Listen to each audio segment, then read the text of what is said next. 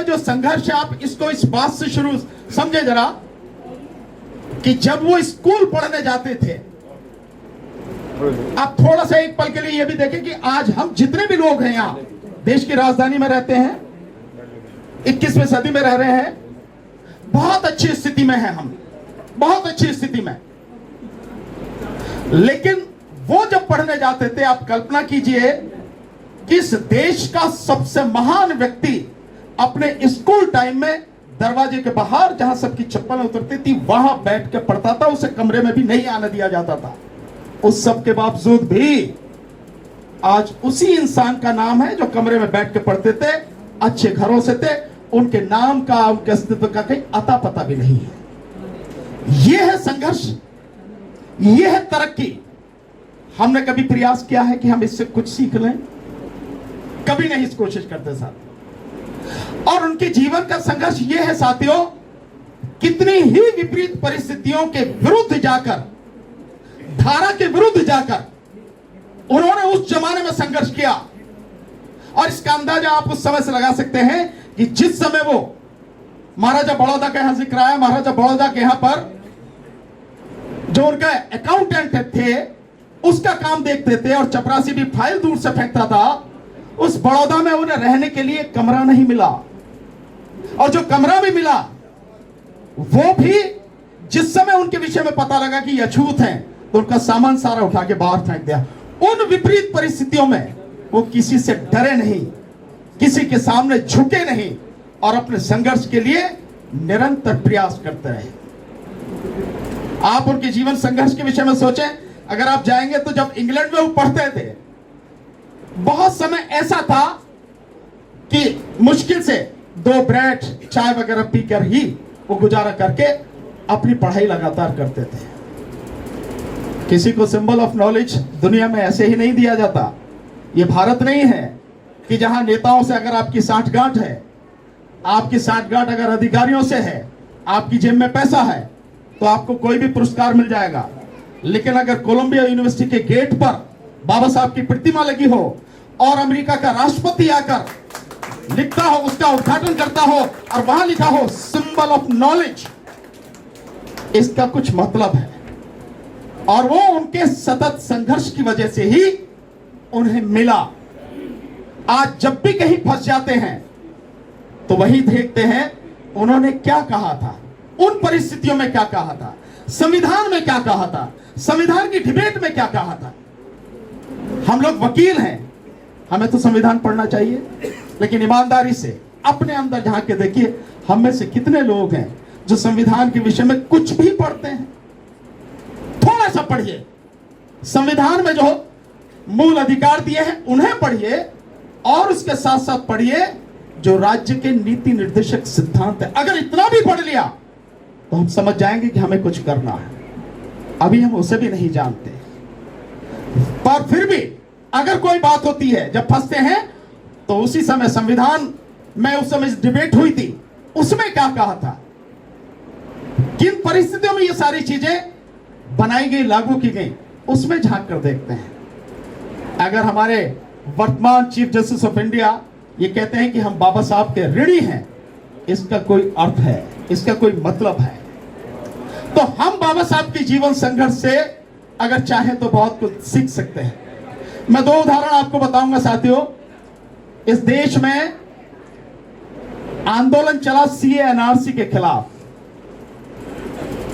जितने भी लोग सीए एनआरसी के आंदोलन में थे, चंद सामाजिक कार्यकर्ताओं को छोड़कर बाकी कोई न बाबा साहब को मानता था, न सम्मान देता था, और न ही संविधान को जानता और संविधान के विषय में जानने का प्रयास करता था। लेकिन जब लड़ाई आगे बढ़ी, हम लोगों ने जब सारी चीजें एक एक करके बताई, संविधान के प्रावधानों को बताया, तो उसी आंदोलन के मंच पर बाबा साहब की प्रतिमा भी आई, संविधान की प्रियम्बल भी आई, और सारा सब कुछ होने लगा कि भैया संविधान को पढ़ो। इसी तरह से और बताता हूं साथियों आपको, मैं अभी आपको बता रहा हूं कि इतना जीवन संघर्ष किया उन्होंने कि 2 ब्रेड और 1 चाय का कप केवल उसी में कई दिन उन्होंने बताए, लेकिन अपनी शिक्षा को उन्होंने जारी रखा। इस सब के बावजूद आप देखेंगे किसान आंदोलन हुआ 13 महीने, उस किसान आंदोलन में 13 महीने हम कंधे से कंधा मिलाकर साथ में रहे। उस किसान आंदोलन में भी शुरू में बाबा साहब का अगर नाम ले दो आप, तो सबको बहुत ऐसा लगता था जैसे करंट लगता हो। लेकिन जैसे जैसे महीना बीता और बात आने लगी संविधान की, भैया संविधान ही बचाएगा, तो वहां भी बाबा साहब की प्रतिमा भी आई, संविधान की प्रियम्बल भी आई, लोगों ने पढ़ा, लोगों को बताया। ये सब बात बताने का मेरा केवल एक मकसद है। अभी यहां पर बहुत अच्छी बात कही हमारे गोस्वामी साहब ने कही कि बाबा साहब को केवल जाति में नहीं बांधा। निश्चित रूप से बाबा साहब भारत के नेता हैं, देश के नेता हैं।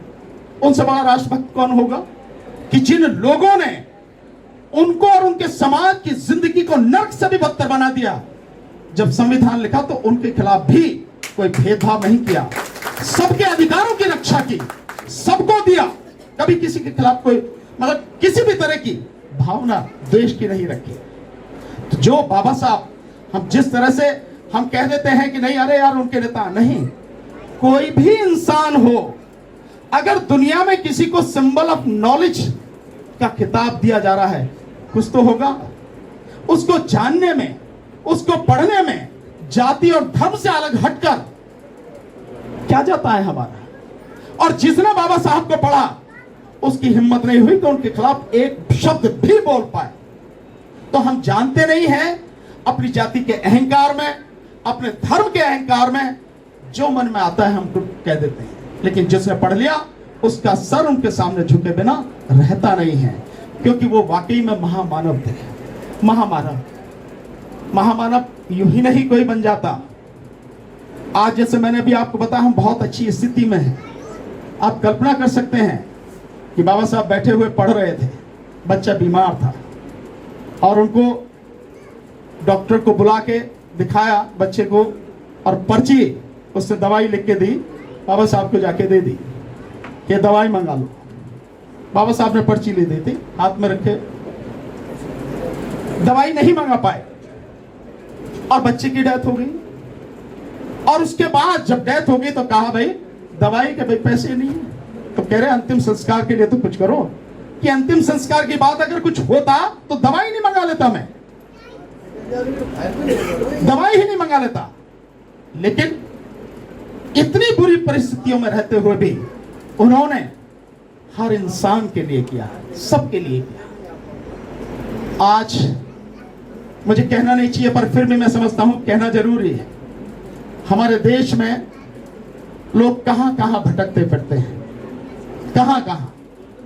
अगर हम ध्यान से ऐसे महापुरुषों के जीवन संघर्ष को पढ़ लें और अपने देश के संविधान को पढ़ लें तो मैं समझता हूं कहीं भटकना नहीं पड़े। अभी हमारे साथी कह रहे थे, बहुत अच्छी बात कह रहे थे, हम लीगल फ्रेटर्निटी हैं। मैं आपसे एक सवाल करता हूं, कितना संघर्ष किया है अपने देश के लिए, बताइए आप सब लोग। इस दिल्ली में 60,000 से ज्यादा वकील हैं, इस देश में लाखों वकील हैं। जब देश इतने बुरे दौर से गुजर रहा है, कहां है आपका संघर्ष? क्या दिखाई देता है? वकील कितनी भी बुरी स्थिति में हो, लेकिन आज भी कितनी भी बुरी सरकार हो, कैसा ही भी पुलिस प्रशासन हो, कैसा ही भी शासन हो, लेकिन अगर 4 वकील काला कोट पहन के कहीं चले जाएंगे, हिम्मत नहीं है सरकार के प्रशासन की कुछ भी उनके अगेंस्ट कर जाए। लेकिन हम कर क्या रहे हैं? 13 महीने मैंने देखा किसान आंदोलन में, क्या केवल किसानों का आंदोलन था? वो कहां थे हमारे वकील साथी? कितने लोग दिखाई देते थे? जो सीए एनआरसी का आंदोलन था, क्या मुसलमानों का आंदोलन था? नागरिकता का जो कंसेप्ट सरकार ने पेश किया, मैं आपके सामने बात करता हूं, देश के होम मिनिस्टर ने यह बात कही थी, रिकॉर्डेड है, एक पत्रकार को कही थी कि वही व्यक्ति देश का नागरिक माना जाएगा, और संविधान के विरुद्ध कह रहा है देश का गृह मंत्री कि वही व्यक्ति नागरिक माना जाएगा जो अपने माता पिता का जन्म का प्रमाण पत्र लाकर देगा। यहां तो सारे वकील हैं, हाथ उठा के बताना कौन कौन लाके दोगे अपने माता पिता का? नहीं ला सकता निश्चित रूप से।